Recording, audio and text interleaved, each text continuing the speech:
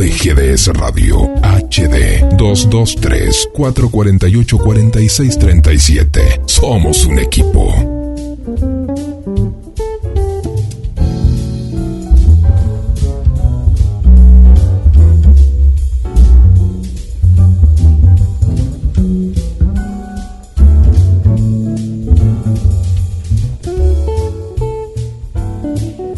Comienza en GDS Radio Mar del Plata. La cita de todos los miércoles a la tarde, junto a Adela Sánchez Avelino. Te invitamos a tomar un café literario. Desde Mar del Plata, un puente hacia Capital Federal y desde allí para todo el mundo. Reseñas, escritores,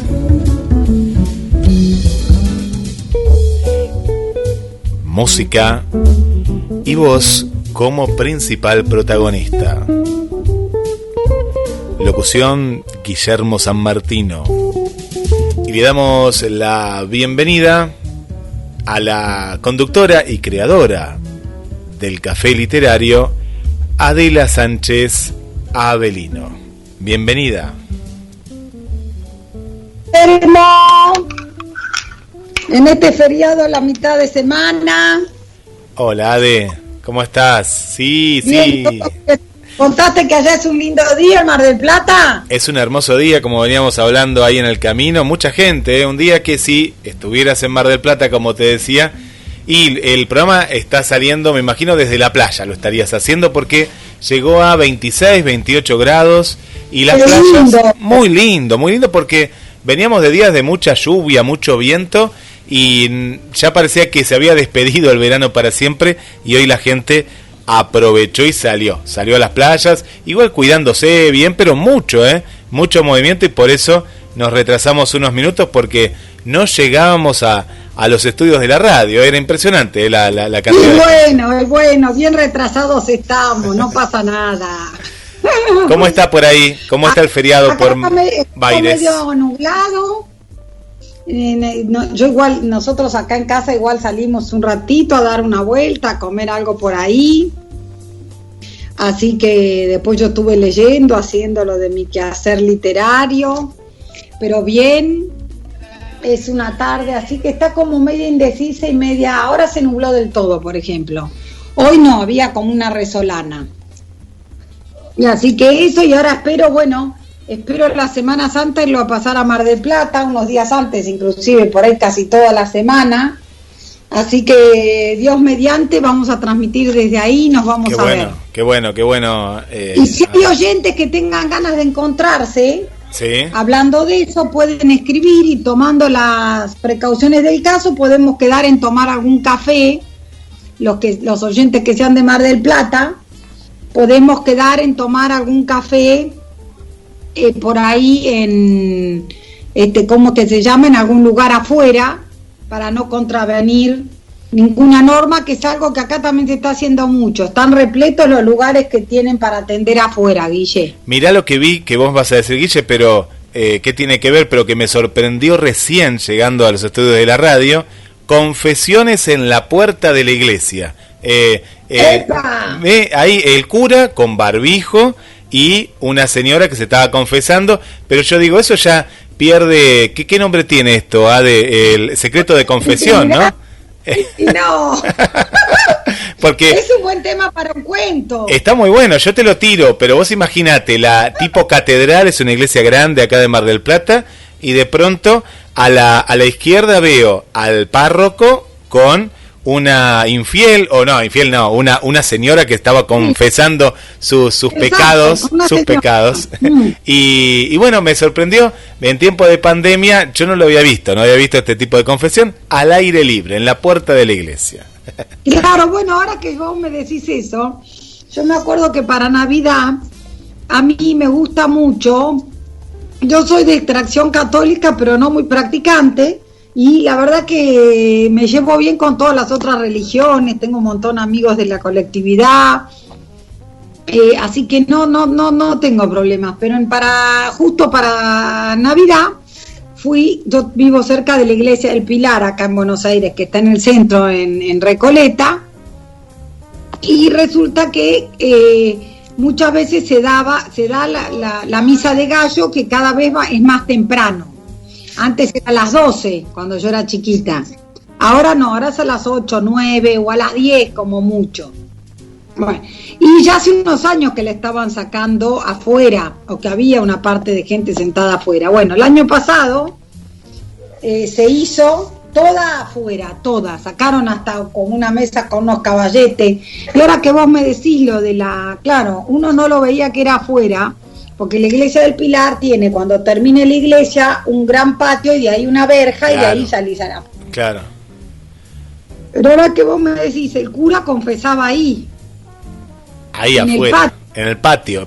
Pero es un patio interno, acá vos pasabas y escuchabas porque estaba una mesita ahí. También, si vos pasás por al lado de la reja, también, o pasás para ir y venir a la iglesia, también escuchás, porque viste que, a ver, decir que como estaban dando la misa, por ahí se escuchaba menos, pero obviamente si no están dando misa o si afuera hay medio silencio, alguna palabra escuchás. Y escuchás algo, ahí escuchás, bueno, y ahí tenés que tomar nota, tenemos que volver a las iglesias entonces, y nos dan ideas para algún cuento, alguna ficción. Para la labor literaria, claro que sí. Ahí nosotros en el café estamos dando autoficción, hubo varios oyentes de la radio. El otro día se subió una persona, César, que creo, no sé si no es oyente de la radio, pero es alguien que hace cine. Yo a todos los oyentes de la radio les comento que aunque tengo que cobrar algo porque si no me muero de hambre, digamos, o más de hambre de lo que ya me muero, los oyentes de la radio tienen una clase gratis, y los que no puedan pagar la clase, como es la idea, que nadie se quede afuera porque no puede pagar, pagan a la gorra. Y los que pueden hacerse cargo de la clase, se hacen cargo de la clase. Genial. Y que a los oyentes les solemos dar, por supuesto, la primera clase y todo, sin problema, y además para que vea, a ver qué pasa. Hemos tenido ya bastante suerte, les digo que hay varios. Yo después soy muy mala, confieso un defecto, acá estamos con las confesiones, que soy muy mala para cobrar, porque no sirvo para decirle a la gente que tiene que pagar. Bueno, pero le aclaramos que bueno, es la modalidad, tanto porque yo les cuento a las oyentes y los oyentes que este café literario, si no fuera por la pandemia, y yo no sé si podría ser virtual, porque en realidad vos lo realizás acá en Mar del Plata cuando venías tanto en algún receso, alguna vacación y demás. Sí, pero claro, si no es presencial con una actividad. Y este caso, bueno, ha abierto la oportunidad, ¿no? Para que mucha gente, no solo de Mar del Plata, de Córdoba, de La Plata, de donde todo, ¿no? Después de otros países latinoamericanos, sí, también. Qué bueno esto, qué bueno. Ade. Bueno, después si querés contar cuánto es el valor o lo haces de manera privada. No, esto tenía un lugar físico. Sí. Pero igual ahora yo creo que cuando volvamos a las clases físicas vamos a dejar una clase por Zoom a pedido de mucha gente, les digo, porque hay gente en Neuquén, hay gente no, la verdad que les digo, se puede decir porque es un monto que no tiene. Las clases particulares sí ya son otra cosa, sí, o el seguimiento de una novela, obviamente. Pero las clases normales tienen un valor de 500 pesos, que es lo que uno gasta un poquito más que en un café. Tal cual. Una cosa, y que lo que tiene de bueno es que ayudan a pagar los gastos, a juntar algo, si bien ya les digo, el fuerte del ingreso es las correcciones de los textos, pero siempre ayuda. La idea del café siempre es el semillero, y de conocernos y juntarnos. También está la idea que yo implementé desde la pandemia y que sigue, Guille, en vigencia, que es que el que no puede pagar, la idea es que no se quede afuera. Si no puede pagar y quiere participar, pues tiene dos chances: o lo hace a la gorra con lo que puede, o si no puede ni a la gorra, no importa. Pero también sí, la otra idea, desde que explotó esto en marzo del año pasado fue que nadie se quedara afuera, porque obviamente el trabajo de todos, o los otros trabajos de todos, se han resentido. ¿Y sí? Así que eso también lo entendemos. Bueno, hoy estamos, bueno, ya les dije, ¿no? En este día es un día especial, sin hacer política ni mucha cosa, que a mí no me gusta, la verdad, porque son heridas muy grandes y temas muy grandes. Sí, yo pienso que la memoria no solo para lo que pasó en el golpe, sino en general, la memoria es algo que como país nosotros tenemos que tener, como toda persona adulta, para no cometer los mismos errores, ¿no? Para no hacer las mismas cosas, para saber que somos los dueños de nuestro destino y por ahí no necesitamos tocarle la puerta a nadie para que nos lo venga a resolver de afuera, digamos de alguna institución afuera que no es una institución democrática, ¿no? O sea, hay que arreglar las cosas por las vías, y yo ahí sí, como abogada, también reconozco que si se toman medidas extremas, hay que hacerlo también de manera legal, como se han hecho en otras cosas, ¿no es cierto? Si se toman medidas extremas como toca de quedas, detenciones y que no pueden ser de ninguna manera ilegales. Hay legales, escondidas, todo lo que se hace de esa manera, obviamente es contrario a derecho, y eso nos afecta a todos, ¿no? En ese sentido que estamos hablando tanto de la autobiografía y de las memorias, los argentinos en eso, así como muchos de los españoles hablan de las ¿cómo se llama esto? De la guerra civil española, un tema que a los españoles o los alemanes de la caída del muro, todo, ahí nosotros tenemos para escribir, ¿no? Memorias de hasta inclusive lo que vimos cuando éramos chiquitos, si vimos, si escuchamos. Yo por ejemplo no lo viví porque yo soy del 70, pero sí escuchaba, ¿no? Que no se podía ir a la plaza, que había que tener cuidado con esto, cuidado con lo otro. Algunos otros en otros barrios hemos escuchado de gente que no volvía más, así que la memoria en este sentido es fundamental. Y ahora que estamos hablando de literatura, sin quitarle respeto y sin nada, también les recuerdo que se puede usar para la escritura, ¿no? Claro, ¿sabes? Ade, sí. Hoy un ejemplo que dio temprano un conductor de la radio, Carlos, que le mandamos un saludo a él y a su esposa que están ahí escuchando, Carlos Matos, y a Natalia. Carlos contaba que el recuerdo que él tiene, él era pequeño, y que cuando volvió de la escuela, ese 24 de marzo, estaban escuchando la radio con el papá, y a él le quedó, ¿no?, en ese inconsciente, ¿no?, que a veces es colectivo también, pues lo comparte con otra gente de su generación, que en la radio habían cambiado la música, eran marchas militares de pronto, y el chiquito no entendía mucho. Vos fíjate, ¿no?, ese recuerdo que le quedó en ese momento, ¿no? De esos detalles se hace la memoria y de esos detalles se hace la literatura. De entre las máximas para escribir que se pueden seguir al pie de la letra o más o menos, alguna vez alguien dijo: escribe sobre lo que sepas, uno. Otro dijo, yendo un poquito más allá, escribe sobre lo que te interesa. Después también está bueno escribir sobre lo que uno pasó.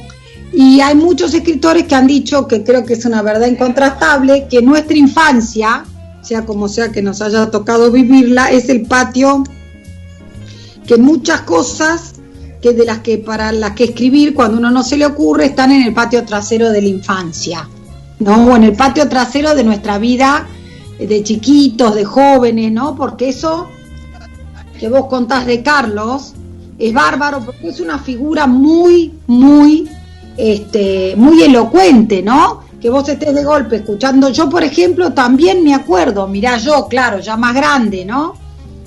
No me acuerdo si era ya las Malvinas o antes. Me acuerdo cuando leían un comunicado.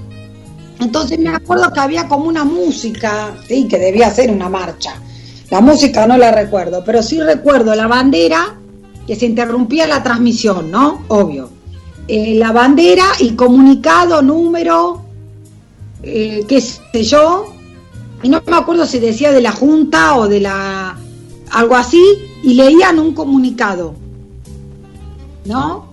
Y eso sí me quedó, por ejemplo. Después me quedó también una recomendación de mi mamá, que se ve que tenía miedo en una época, y de mi mamá vigilando si me llevaba a alguna plaza, los toboganes, porque había algo en los toboganes, porque se decía, no tengo ni idea yo si era cierto o no, que a veces había alguna cosa, alguna gilet, en la época de la gilet, ¿no? Sí. O sea, la verdad que todo tipo de cosas.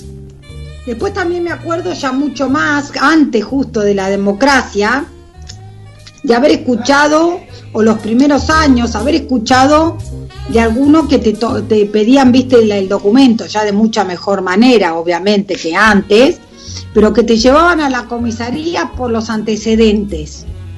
Porque eso también, ¿no? Son todas cosas que nos marcan. Uno, dependiendo de la edad que tiene, se acuerda con más detalle, con menos. Yo a veces, la otra vez mi hijo decía, mamá, ¿qué onda con lo del Ford Falcon verde? Le digo, y quedó asociado. Te iba a decir justo eso, sí. Después nuestros hijos ya no lo vivieron, ¿no? No, pero sabés que las generaciones, ¿no? De nuestros padres, o vos le contabas a tu hijo también, vos fíjate que el Falcon era un auto popular argentino, era de marca Ford de Estados Unidos, sí. pero era muy de acá, como el Renault 12 o como el Torino, ¿no? Pero el Falcon quedó asociado a la dictadura, sí, y ese color verde militar. Y por mucho tiempo sabés que hay gente que, claro, ya después de todo lo que había pasado, son autos que no los podía ni ver, ¿no? Y bueno, el auto no tenía la culpa, ¿no? Pero el tema que quedó muy pegado a todo este proceso, ¿no? Claro, porque quedan pegados en la memoria colectiva, y para mí los lugares donde pasaron estas cosas así son... Yo era justo el otro día en Salamanca, había que escribir algo, ¿no? Inventando que uno había sido testigo de alguna cosa, podía ser dramática o no, y salió a relucir el 11S, el 11 de septiembre, o sea, cosas ya más acá en el tiempo. Y también, ¿no? Había que ponerse en el lugar. Con esa cuestión me puse a repasar y me acuerdo patente de la idea esta de llegar al estudio. Yo en ese momento trabajaba como abogada muchas horas en un estudio, llegar y al rato escuchar que la gente se acercaba a la televisión, que estaban los televisores que se habían puesto para algún mundial seguramente, ahora no me acuerdo cuál yo, y escuchar, viste, como comentarios y cerca de la tele, entonces, y tipo, así. Entonces acercarme y ver eso, que parecía ciencia ficción, los aviones pasando a través del edificio, y después se veían cosas caer, hasta que nos dábamos cuenta que eran personas. Sí. Mirá, yo en esto que decimos como un recuerdo colectivo, ¿no? De situaciones, si vos lo que estarías viendo serían pueden ser un partido de eliminatoria o algo, porque era 2001, me acuerdo del Mundial fue 2002, ¿no? Pero yo recuerdo de estar caminando con una novia en ese entonces, y en el centro, cerca del centro, en un local de electrodomésticos, viste que antes ponían, ahora también, ¿no? Pero antes ponían muchos televisores, y ver eso y no saber qué era, y la gente que se agolpó, y me quedó eso, vos sabés que me quedó eso grabado, que dice, no, pero es de verdad, era TN, era Crónica en otro canal. Digo, no lo sabes si es una película. No, claro. Y vos decías, pero es un canal de noticias. Yo tenía 21 años en ese momento, me acuerdo que mis padres estaban en San Luis de vacaciones, y que no lo podíamos creer después cuando hablábamos de lo que pasaba, ¿no? Como que parecía como algo como vos decías, ¿no? Más de ficción que de la realidad, pero como esos recuerdos nos quedan, esas imágenes, ¿no? Marcadas también en la memoria colectiva, ¿no? Sí, no, y pensar que pasan todas esas cosas y que hay esas historias tremendas. Yo el otro día, y hablando también de literatura, leía, porque se lo dieron a mi hijo en el colegio, el libro de Malala. Esta chica, ahora no me acuerdo, tiene un apellido impronunciable, pero es bárbaro. Leí los primeros capítulos en realidad. Bueno, Malala es una pakistaní que nació ya por el 90 y pico, o sea, muy jovencita. Es una chica que hoy tiene, con toda la furia, 23, 24 años, que a los 15 le 23 pegaron años, un tiro. 23 años tiene. 23. Sí, que a los 15 le pegaron un tiro los talibanes en Pakistán por defender el derecho de las mujeres a estudiar.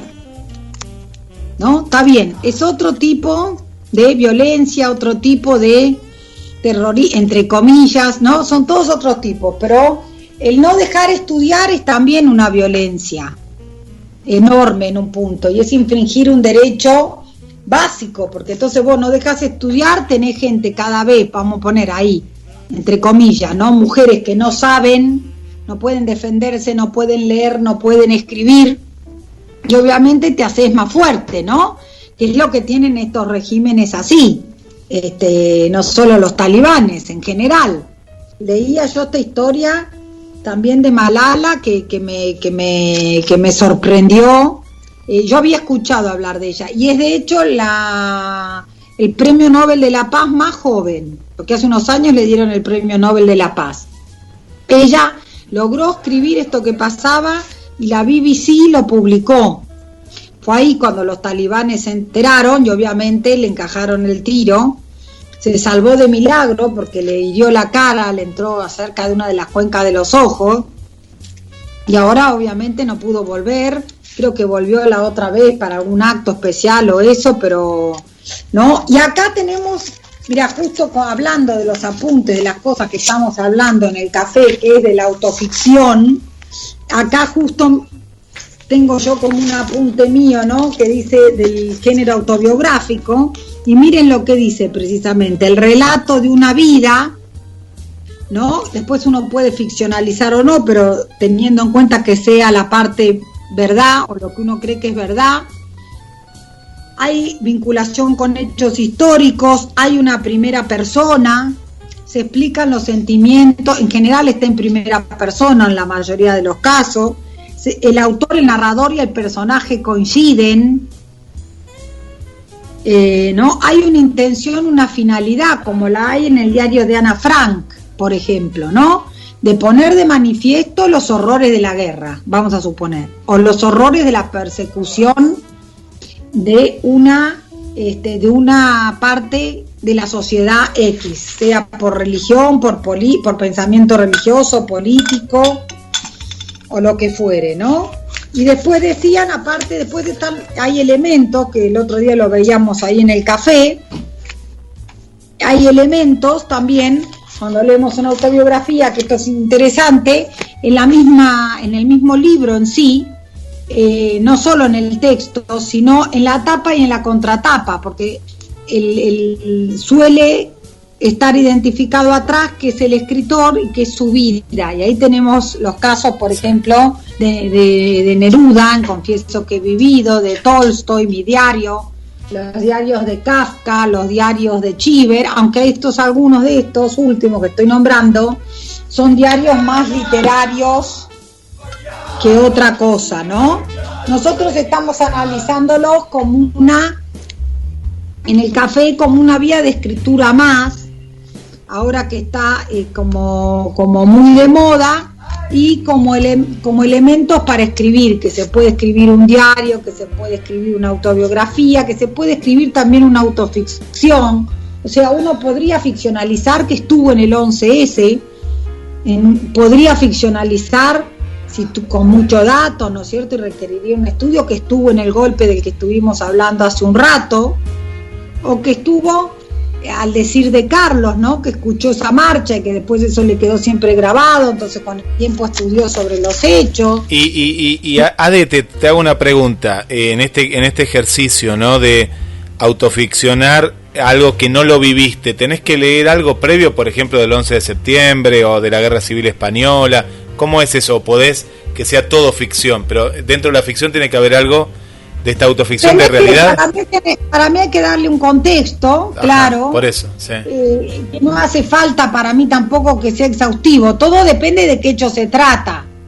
Si uno se ubica en el 11S con decir, no sé, el horario, a la hora que caen los aviones, a la hora que entran los aviones, vemos caer la gente y ya estás en ese ambiente. Como si te ubicaras que hay muchos japoneses que han escrito de eso, que es tremendo. Si te ubicaras en el momento en que cayó la bomba en Japón, sí. Hiroshima, ¿no? Nagasaki, o sea, sí. Ponés algún dato, alguna cosa, y hay otros que por ahí requieren más, algún detalle más, o a uno le cuesta más porque también es más lejano, pero también está, ahora también es común esto de la ficcionalización, de tanto decir que uno estuvo en un hecho, como contar algo en clave autobiográfica, como si uno lo hubiera pasado, y es una historia inventada, pero uno lo cuenta como si le hubiera pasado a uno. Esto ahora lo hace mucho Javier Cercas, lo hizo un español, en un libro que se llama Soldados de Salamina, igual hay otros también de él en esa clave, y que es interesante ver cómo precisamente mezcla, por momentos dice que habla como en primera persona, como si él le hubiera pasado, no sé, ese año me dejó mi mujer, perdí el trabajo, y después lo desmiente. No es así. Bueno, ahí esto entra, estas lecturas así ya más complicadas, entre comillas, para decirlo, interesantes, pero más complicadas, entran dentro de, ¿cómo es que se llama? De lo que se llama el pacto ambiguo, porque uno cuando lee no sabe interpretar si es todo invento, si es parte invento y parte verdad. De hecho, Cercas, mira, justo acá lo tengo en un apunte, que dice, después Cercas aclaró, ¿no? Dice, el narrador de mi libro, que se llama Javier Cercas, o sea, imagínate, el autor es Javier Cercas y vos elegís un narrador que se llame Javier Cercas.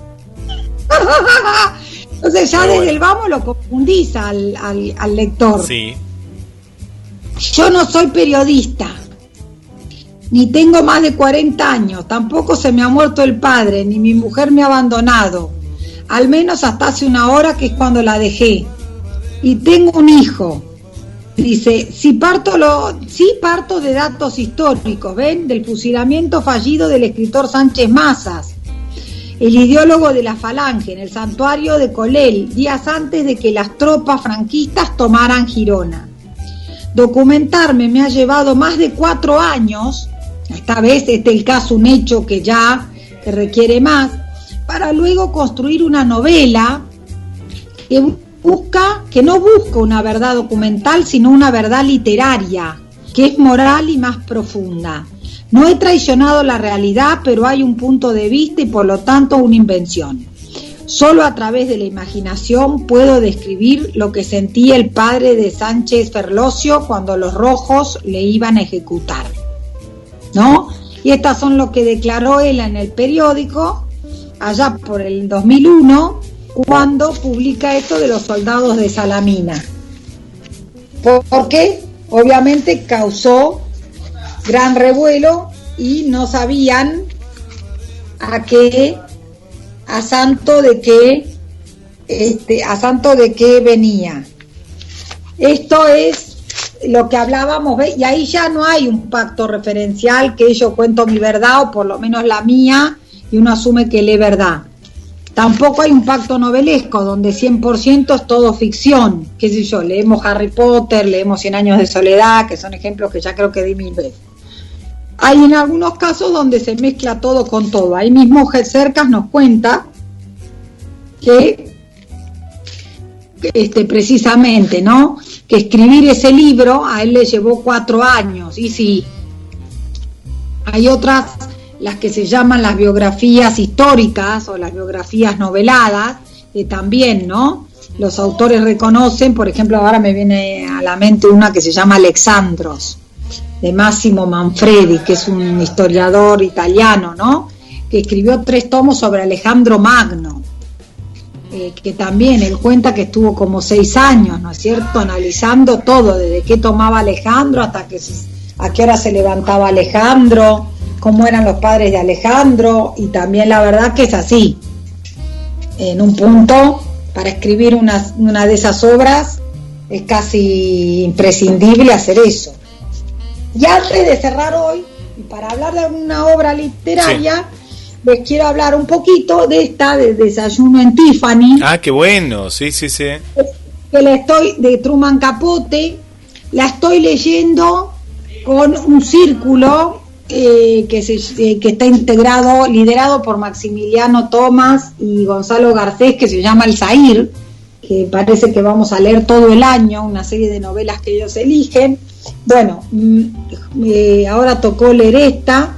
Acá en la tapa la ven a Audrey Hepburn, sí, que hacía, porque esta Desayuno en Tiffany se llevó al cine. La película, claro, la película clásica. Una película que bueno, que ha sido ponderada por unos y obviamente denostada por otros. Como siempre. Como pasa siempre, Sí.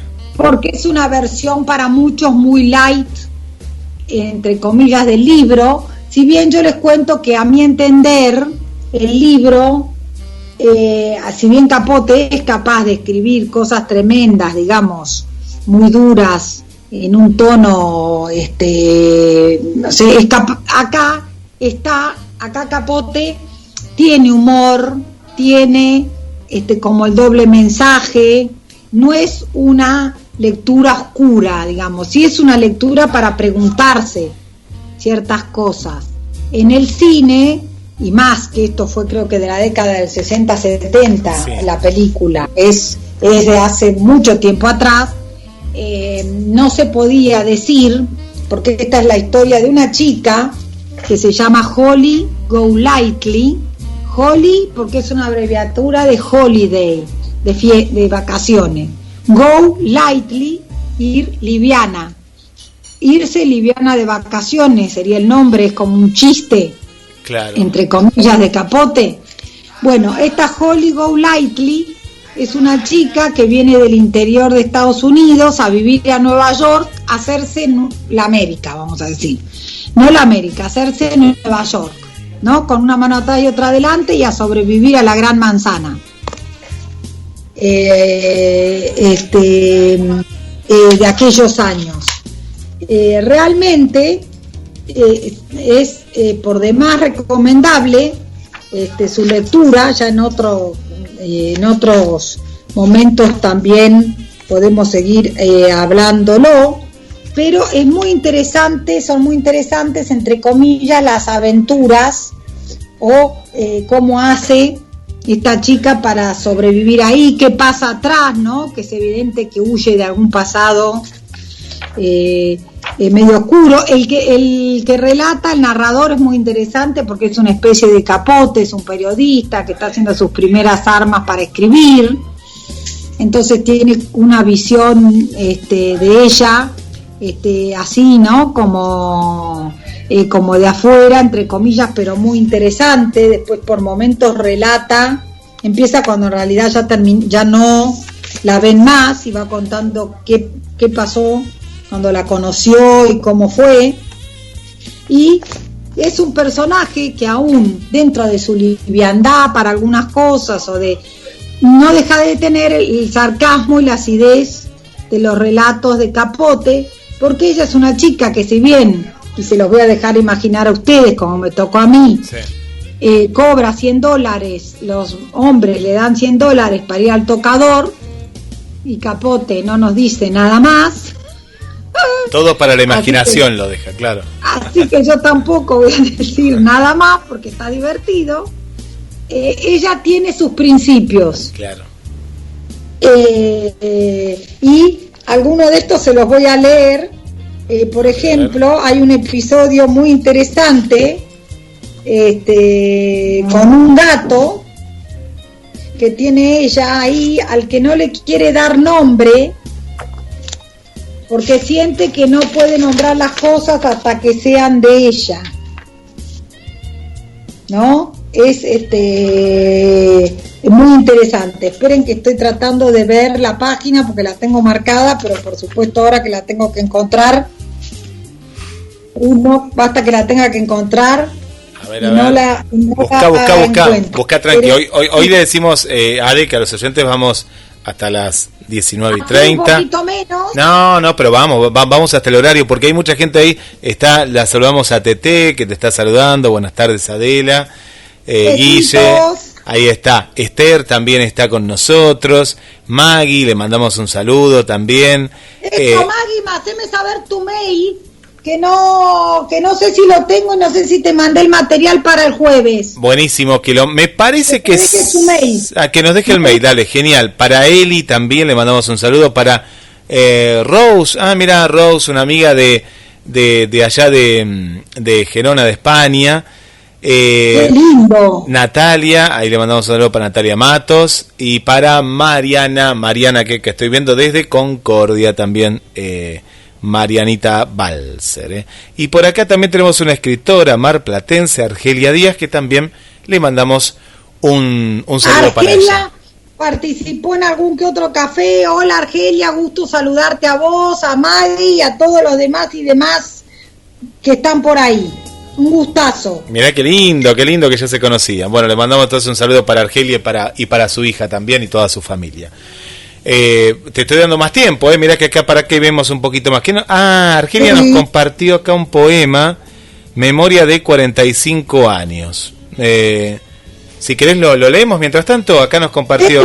Léelo, Guille. Sí, bueno, dice así: Memoria a 45 años, homenaje a quienes fueran. Serie en Poesías igual 5. Argelia Díaz escribió lo siguiente: Ronda rojo del cielo, bosques, abejas, miel y despojos. La temperatura asfixia, avergüenza. No es loable que un gusano de carne nos aniquile. De Argelia Díaz.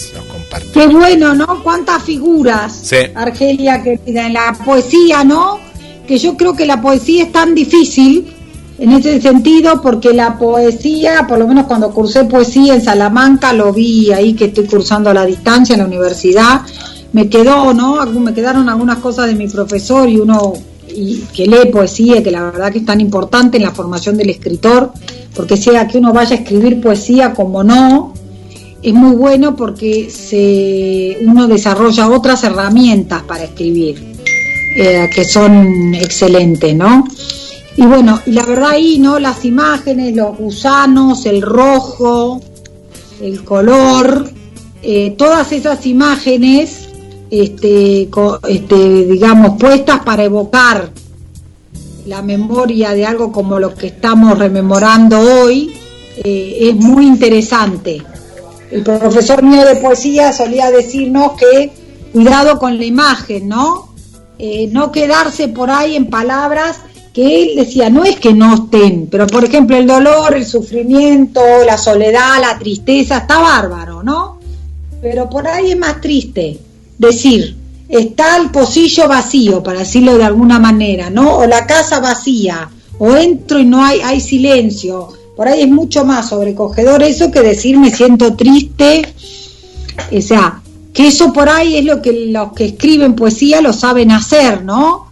Centrarlo en una imagen, en un color, en un animal. Claro, ir no además, a veces uno quiere explicar, ¿no? La poesía, y la poesía se explica a través de una metáfora, o como vos contás, ¿no? De una figura. Claro, o no se explica en absoluto, o no se explica. Sí. Claro, vos también escribís buena poesía. Acá Guille no dice nada, pero escribe buena poesía, le cuento a los oyentes.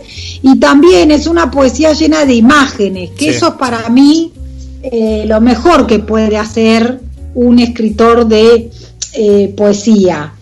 También en algún momento yo tomé alguna clase con Fabián Casas, un escritor que digamos contemporáneo, actual, que está vivo, que es bastante joven. Y que él también, ¿no? Él escribe de todo, prosa, poesía y todo, pero que él también hacía hincapié, como el otro profesor mío del español, que había que centrarse en la imagen, y decía, ojo con las palabras grandilocuentes, o que no es que sean feas, está mal decir soledad, está mal decir sufro, está mal decir me duele, no, pero que evidentemente no me puedo quedar ahí, porque además esas son palabras que para cada uno pueden evocar otra cosa, qué sé yo, la soledad, y para uno puede ser, no sé, un árbol que quedó pelado de hojas y lo que fuere, o la tristeza puede ser una imagen de un árbol recortado contra el cielo, y para otro la tristeza puede ser un sillón vacío o una vista del cementerio, qué sé yo. Entonces está bueno bajarlo a imagen, que eso es tan difícil. Miren, encontré el párrafo de Holly que les voy a contar, de la protagonista de Holly Golightly, de la protagonista de Desayuno en Tiffany, de la señorita Linda, de 19 años, que cobra 100 pesos por ir al tocador. Miren, dice: pobre desgraciado, dijo haciéndole cosquillas en la cabeza. Es un gato que está en su casa. Pará, dijiste 100 pesos. No, 100 pesos no, eran dólares. Pues 100 pesos no es nada, no es nada. No. 100 pesos, no, verdad que no. Era muy barato. En Argentina, Dios mío, menos. Acá en Argentina ya ni sé qué tendríamos que decir. Y eran los $100 de antes, ¿viste? Eran los $100 fuertes, eran, ¿viste? Los de antes. Que $100 eran un montón. Un montón era, un montón. Contanos. Era mucho más, por ejemplo, si tratáramos de traducir ahora, vamos a suponer, ¿no? Al fuerte, no diríamos 10.000 pesos, pero tampoco 1.000. O sea, estaríamos diciendo 3.000, 4.000, 5.000, o sea, una suma interesante. Yo creo que estaríamos diciendo por lo menos 5.000, mínimo. Sí. Este pobre desgraciado, dijo haciéndole cosquillas en la cabeza, pobre desgraciado que ni siquiera tiene nombre. Es un poco fastidioso eso de que no tenga nombre, pero no tengo ningún derecho a ponérselo. Tendrá que esperar a ser el gato de alguien. Nos encontramos un día junto al río, pero ninguno de los dos le pertenece al otro. Él es independiente y yo también. No quiero poseer nada hasta que encuentre un lugar en donde yo esté en mi lugar y las cosas estén en el suyo. Todavía no estoy segura de dónde está ese lugar, pero sé qué aspecto tiene, ¿no? Entonces, bueno, resumiendo, Holly tiene un gato, lo recogió, estaba abandonado el gato, no le quiere poner nombre, porque siente que él ya y el gato no se pertenecen, son independientes, y que ponerle nombre al gato sería como tener una vida, o que eso es para cuando tenga como una vida, ¿no? Donde pueda decir, esta es mi casa, mi lugar. Dice, porque dice, hasta que encuentre un lugar en donde yo esté en mi lugar y las cosas en el suyo.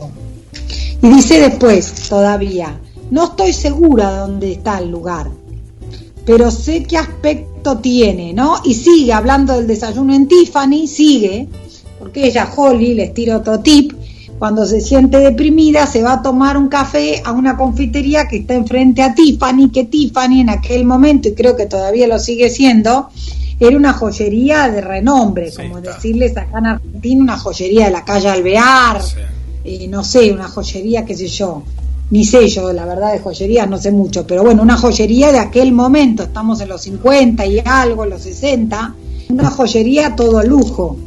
Y dice, es como Tiffany. Claro.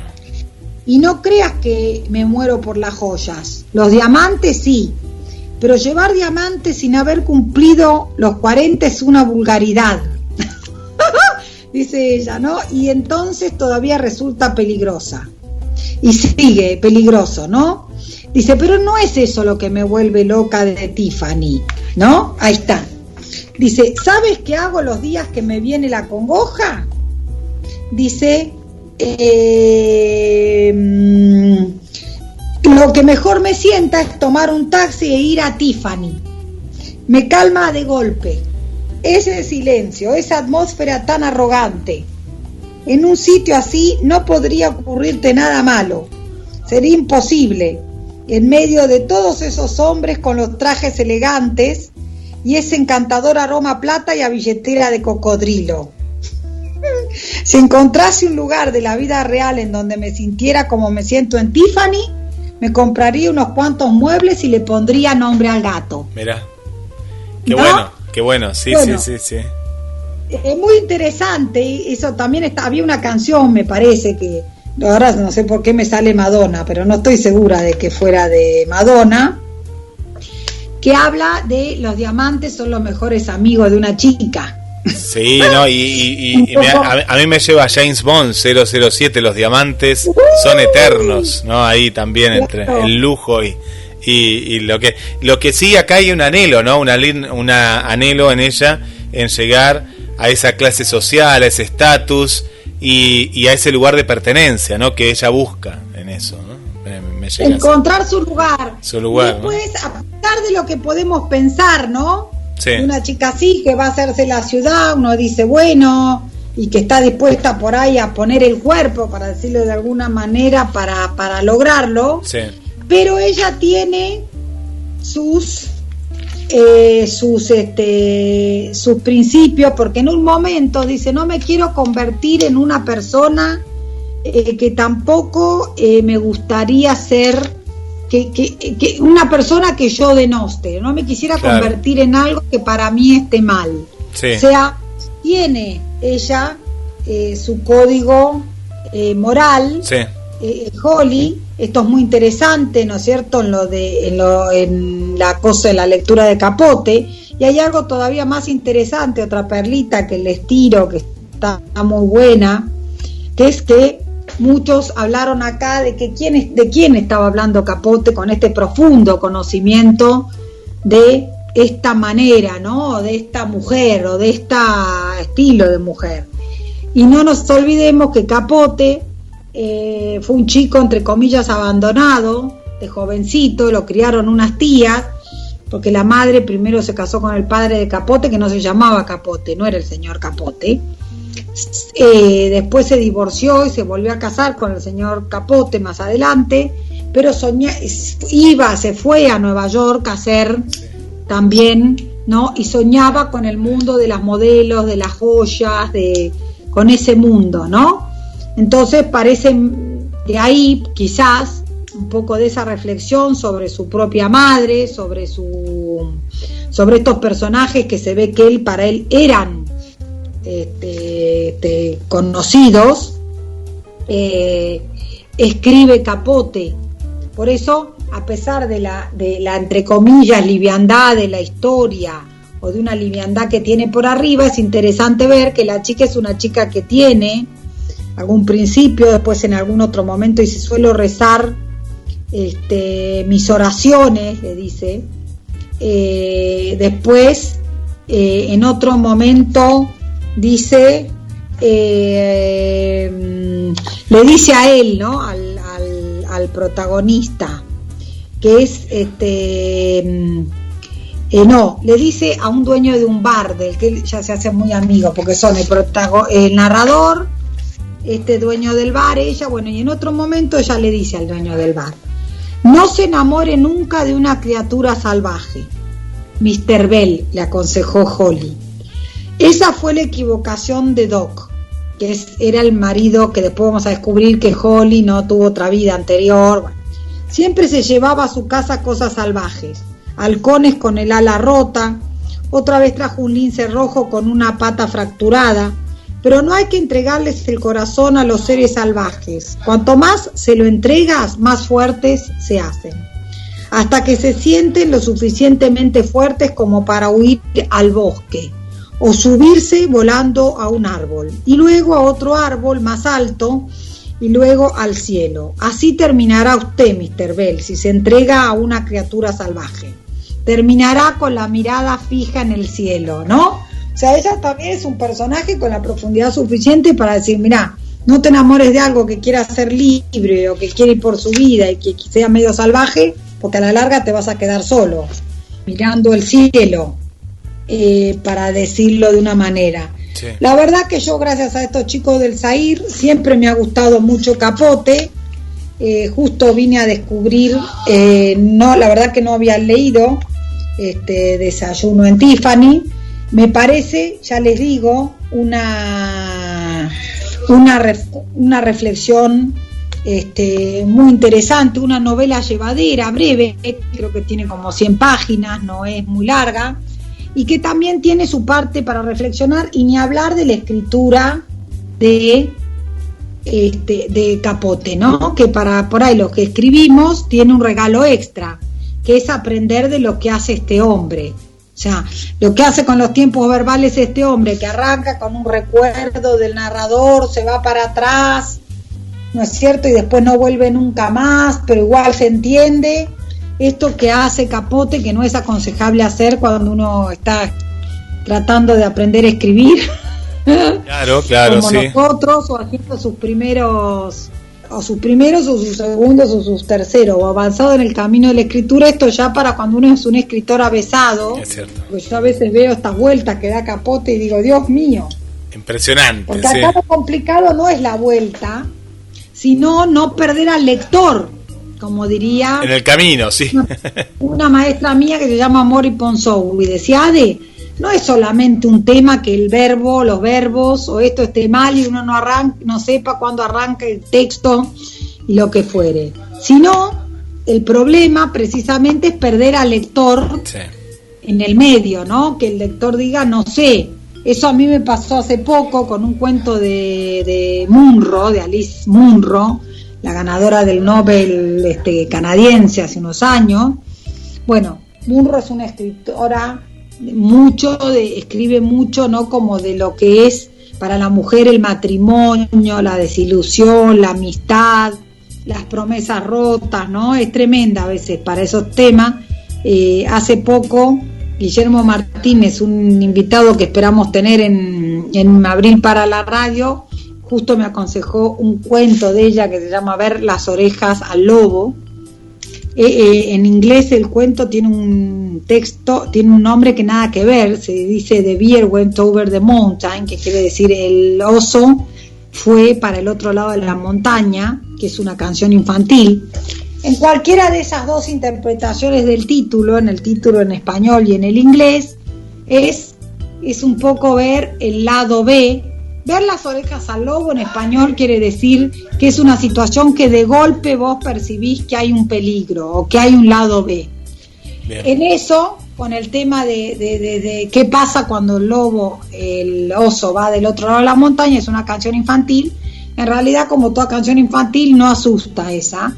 Dice que vio el otro lado de la montaña. O sea, pero si uno le da un poquito de vueltas, si seguís recorriendo todo el lado A y vas para el B, ves el lado B.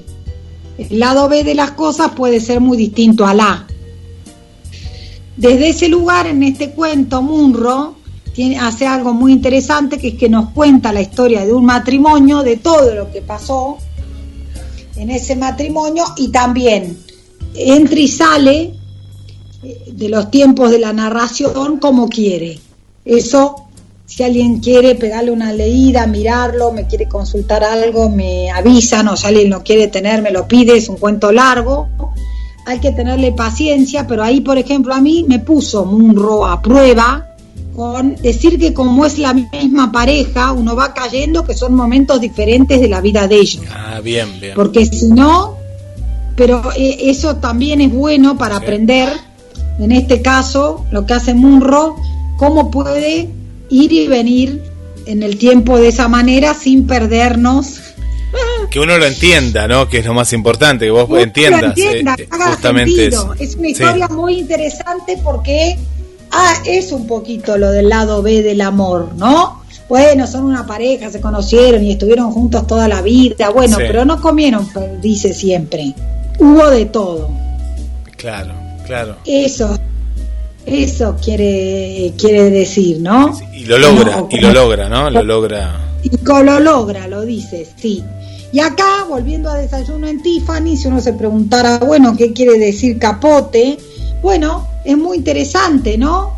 Son, en general, no solo Holly, sino el narrador, otros personajes que aparecen en el medio, un brasileño que tiene mucha plata, que está por Nueva York, no se sabe si buscando esposa o haciendo qué. Después hay otra gente, por supuesto que hay gente que militares todavía, porque son, ¿no? Como de después de terminada la guerra.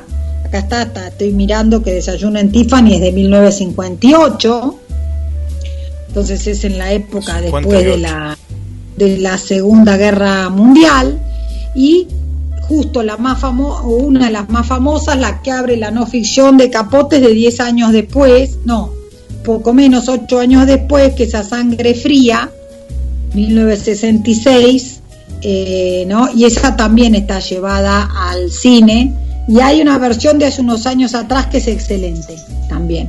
Ahora me voy a fijar, con un actor que se murió hace un tiempín también. Bueno, acá para mí es como, está bien, nos tenemos que ir al 50 y pico, por eso hasta a finales de los 50 y principios de los 60, un poco la pregunta por cuál es el rol de la mujer, ¿no? Ya acá en el siglo XX, no en el XXI, pero en el XX, ¿no? Mujeres que ya se atreven a romper el molde de eso, me quedo allá, no sé, en el campo o donde crecí, porque lo único que puedo hacer con mi vida es esto, es un poco, después un poco, bueno, la búsqueda de soluciones que después pueden traer o no, tristeza, soledad, desazón, aunque acá Capote no lo trata como una tragedia, ¿no? Pero está ahí subyacente, todos estos personajes buscando un poco, todos personajes de posguerra. Miren, por ejemplo, Norman Mailer dijo, Truman Capote es el mejor escritor de mi generación, dijo Norman Mailer en el 58. Es el que escribe las mejores frases, palabra por palabra, párrafo por párrafo. Yo no tocaría ni una coma de Desayuno en Tiffany. Es un libro que sin duda se convertirá en un pequeño clásico, y tuvo razón, ¿no? Después, a su vez, Truman Capote, sobre su propio libro, dijo en algún momento, Holly Golightly es un símbolo de todas esas chicas que llegan a Nueva York, resplandecen al sol por un momento y luego se desvanecen. Quise rescatar a una de esas chicas del anonimato y preservarla, ¿no?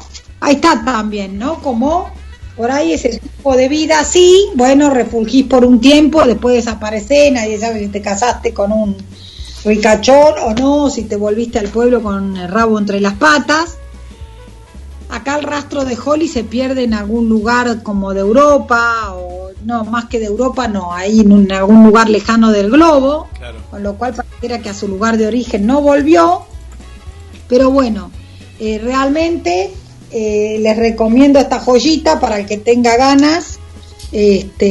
También pispié por ahí la película y les digo que la crítica que hacían de la película es que, bueno, en la película, imagínense una película de aquella época, nadie quería decir mucho el tema de los viajes al tocador arancelado de Holly. Entonces, bueno, no se decía muy bien, pero ella era una chica que intentaba encontrar un millonario para que se salvara la vida, para que le salvara la vida, bla, bla, bla, bla. Entonces, aparentemente esta fue la crítica más que le hicieron a la película, como pasa a veces, ¿no es cierto? Que por ahí a veces lo que se escribe no puede ser representado tan fácilmente, sí. o la novela es de avanzada. O el contexto, claro, el contexto de la época también, capaz que si harían una remake de la película sería un poquito más fiel, tal vez, no sé. Claro, ahora si hicieran una remake, la verdad que creo lo mismo que vos, Guille, ¿no? Perfectamente pueden poner, era, no sé, vamos a decir, era una chica que cobraba por su servicio sin tomar ninguna frase, nada, mostrarla que vive de eso, digamos, y listo, ahora no habría ningún problema. No, viste que antes había como cierto recato, hoy en día, ojo, también está el tema, depende del director, ¿no? Y del guionista, el que adapte. Claro, de cómo sea el acercamiento a la obra. Pero viste que se puede mostrar, igual que lo que decíamos recién de la prosa, de la poesía, de que vos podés mostrar algo, pero sin mostrar todo, ¿no? Justamente claro. Con alguna escena ya te das cuenta de la situación. Claro, en realidad acá Capote no muestra ni siquiera una escena, salvo alguna que otra reunión que hace ella, o que nos damos cuenta que alguna vez tuvo la posibilidad de ser estrella de Hollywood y la rechazó porque ella en realidad lo que le gusta es vivir en Nueva York, ¿no? Vestirse con las mejores ropas, ir a los lugares de moda. También es un retrato de época, que esto es lo otro que es interesante, ¿no es cierto? No es un poco ser, corregime si no es más o menos la época, pero o capaz que fue más para acá, el tema de que todas las chicas del mundo, pero principalmente de Estados Unidos, querían ser Marilyn, ¿no? Marilyn Monroe. No sé si es esa época. Marilyn era la gran ahí para mí Sí, Guille, en gran parte, porque vos fijate que Marilyn era amiga de Capote encima, y para Capote la mujer linda por autonomacia, linda, moderna, y lo que fuera era Marilyn. Él tiene cuentos dedicados a Marilyn Monroe. Con lo cual, claro, era el sueño de la chica, entre comillas, provinciana, dicho con todo respeto, para ir a la ciudad, que se va, de acuerdo a la época, que se va adaptando, que va haciéndose las adaptaciones que tienen, no sé, yo me acuerdo alguna vez de haber oído, uno a veces cuando escucha gente que se crió en el interior, ¿no? Ahora ya no tanto, es que es mucho más cerca y todo, pero de allá, de muchos años atrás, que dice, me moría por conocer el obelisco, claro, uno no. Pero vos fíjate que ella en Estados Unidos fue un referente tan fuerte, porque vos fíjate que se codeaba desde actores famosos y llegó hasta el presidente Kennedy, es decir, era llegó como... ¿no? Claro. A lo máximo. Era como diríamos ahora, Guille, topísima. Sí. Y otros nombres también le daríamos hoy en día. Así que sí. Te quería contar, Ade, que nos llegó a la producción de la radio, que te lo acabo de compartir, de unabrecha.com. Están buscando, y esto te lo compartí para vos. Yo me anoté también, porque me interesó mucho esta propuesta. Y también para que vos lo compartas mañana en el Café Literario con la gente que a vos te parezca, y los oyentes que están escuchando también, que quieren participar. Se titula Buscamos Lectores, convocatoria federal, sí, que tiene que ser dentro de la Argentina, eso sí, ¿no? Oyentes que estén dentro de la Argentina. Tareas remuneradas dirigidos a escritores, editores, periodistas, docentes. Estos, yo no la tengo tan clara estos, pero son los booktubers, ¿no? Los que están ahí, ¿no? No son de nuestra época, pero bueno, los chicos más jóvenes. Sí. O los chicos más jóvenes que hacen comentarios de libros. En YouTube, claro, y en Instagram también. Bueno, acá nos enviaron un formulario que yo te lo acabo de enviar, y bueno, perfecto. Todos aquellos que estén interesados se contactan o conmigo o con vos, y agradecemos a la gente de unabrecha.com, ¿no? Que perfecto, sean... les agradecemos. Y por otro lado te quería contar, Adela, a vos y a todas las amigas y amigos, que estoy viendo por la cadena HBO, pica algún capítulo, está en YouTube para los que no tengan esta cadena de streaming, El Hipnotizador, que es una obra, un policial fantástico y a la vez de drama, porque hay mucho drama también dentro de estas historias. Es una miniserie que tiene una primera y segunda temporada, y que viene de un escritor que conocemos, ¿no? Que es Pablo De Santis. Y mirá. Sí, y qué bueno esto que también siempre lo contamos, ¿no? Lo bueno de una ficción literaria que llegue a la pantalla grande. Y esto también en otro programa vos lo podés hablar, que tenés tenés experiencia, que escribieron dos a la vez, porque es, por un lado, Pablo De Santis junto con Juan Sáenz Valiente, ¿no? Porque se juntó parte de la historieta con parte de la ficción, y bueno, y esta obra llegó a la pantalla, en este caso del streaming, y el actor principal es Leonardo Sbaraglia, y es una coproducción, por lo que pude ver, de Argentina y de Brasil. Muy bueno cada capítulo del Hipnotizador, que tiene 2 temporadas, y bueno, una historia que nació primero en un libro y después fue llevada a la pantalla grande. Claro, mirá qué bueno. Pablo De Santis yo lo conozco, sí. Así, digamos, he leído a Pablo De Santis. Es un escritor argentino, es profesor, es docente, súper recomendable. Un escritor de policiales fantástico. Yo he leído y tengo planes de leer más. Yo leí La Traducción, un libro muy interesante de él. Y les digo que es increíble, ¿no? El manejo de la trama, la tensión, que estos son cualidades que buen escritor de policiales como Guillermo Martínez y como el mismísimo Pablo De Santis no pueden dejar de tener, porque si no fracasa. Ese tipo de literatura requiere que sea así, pero la verdad que sí, la voy a ver, Guille, bárbaro. El Hipnotizador. Sí. Yo estuve viendo unas cosas más bien extrañas que todavía no me atrevo a recomendar. Hay una serie que lo que pasa es que hay que averiguar si viene la segunda temporada porque queda inconclusa, pero es muy interesante, que se llama Adele, como yo, pero con la E final, una serie belga que habla de una chica con potestades, como una psicóloga, pero que tiene como potestades como mentales, que ayuda a la policía a resolver casos, y tiene un caso personal que es la propia desaparición de su hijo por resolver. Pero bueno, queda inconclusa y no se sabe de la segunda temporada, pero es muy buena. Esa les comento. Y después la otra que vi ahora, que ya les comento la próxima cuando la termine de ver o cuando ni bien la vea, es una que también está, creo que está en Flow, que se llama El Nudo. Una miniserie muy interesante, también medio policial donde se cruzan. Y les recomiendo, que habla de literatura un poco, pero igual que es muy interesante, en Netflix, ahora que me acordé de un policial así trepidante, aunque no sé si estará, pero creo que sí, El desorden que dejas, como es una serie española de una profesora de literatura desaparecida. Muy, muy interesante. Muy bueno, buena recomendación. Sí, bueno. Adel, te puedo decir que sí, al final quedó abierto y que hasta el momento no hay. Sí, ya googleé eso. No hay segunda temporada, porque parece que en Bélgica sí, pegó, pero bueno, viste, me enganché ahora y no sé. quedó ahí abierto el final. Pero qué interesante muchas veces lo que vos comentabas programas atrás, de poder ingresar a la literatura. En muchos casos hay gente que yo no estoy acostumbrado a leer y demás, pero a veces te engancha una serie, que uno la puede ver, y después hay mucha gente que dice, a ver, pero ¿cómo era el libro? Y ahí es a la inversa, ¿no? Surge esa eso. parte inversa se puede hacer, y es muy interesante hacerla.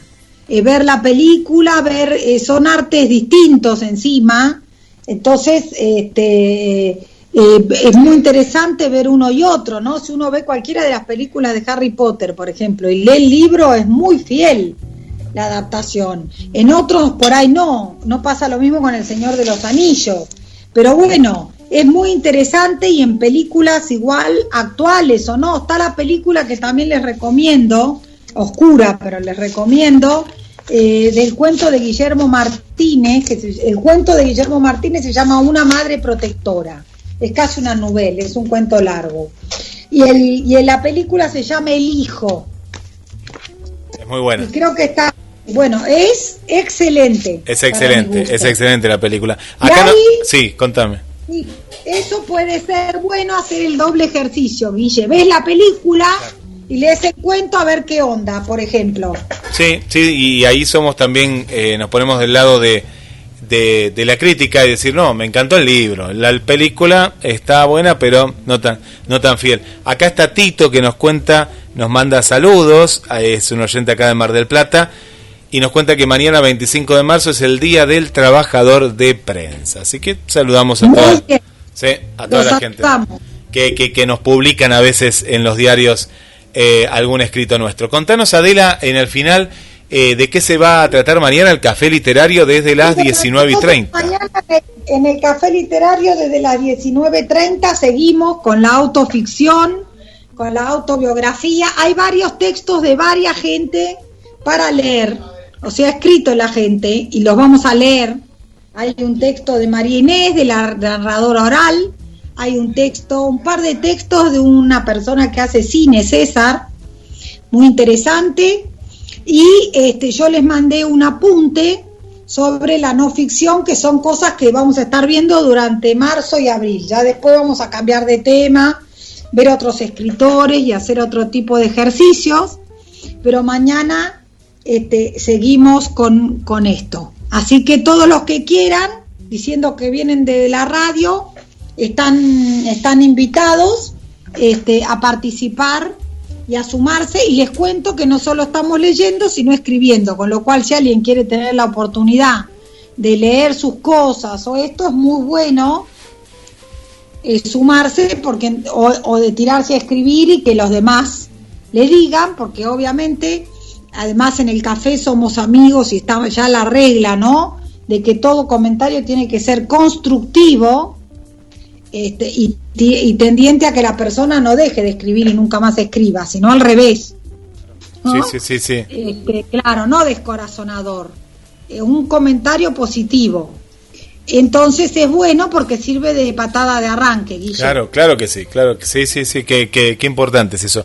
Maggie por acá nos escribía que estaba viendo por aquí, que me parece que sí, que ya le llegó porque estaba haciendo la tarea, para que no estoy viendo de qué lugar. Bien, entonces, bien, sabés que no sé su mail, yo no lo tengo ubicado, ¿cuál es el mail? Bueno, ahora que nos mande acá el mail, sí, yo no lo tengo por después acá, pero que nos mande por el WhatsApp, ¿viste? Genial, dale, bárbaro. Genial, Ade. Bueno, lindo programa. Gracias, Guille. Gracias a vos por estar ahí, y si Dios quiere el miércoles que viene capaz que lo hacemos desde GDS o desde algún lugar de Mar del Plata. Qué lindo, va a ser un lindo encuentro, Ade, así que te esperamos acá por Mar del Plata. Sí, feliz. Bueno. Así que bueno, abrazo. Nos vemos, abrazo, hasta la próxima. Chau. Hasta la próxima. Bueno, ahí Adela Sánchez Avelino, como todos los miércoles, las tardes de los miércoles, desde las 18 horas.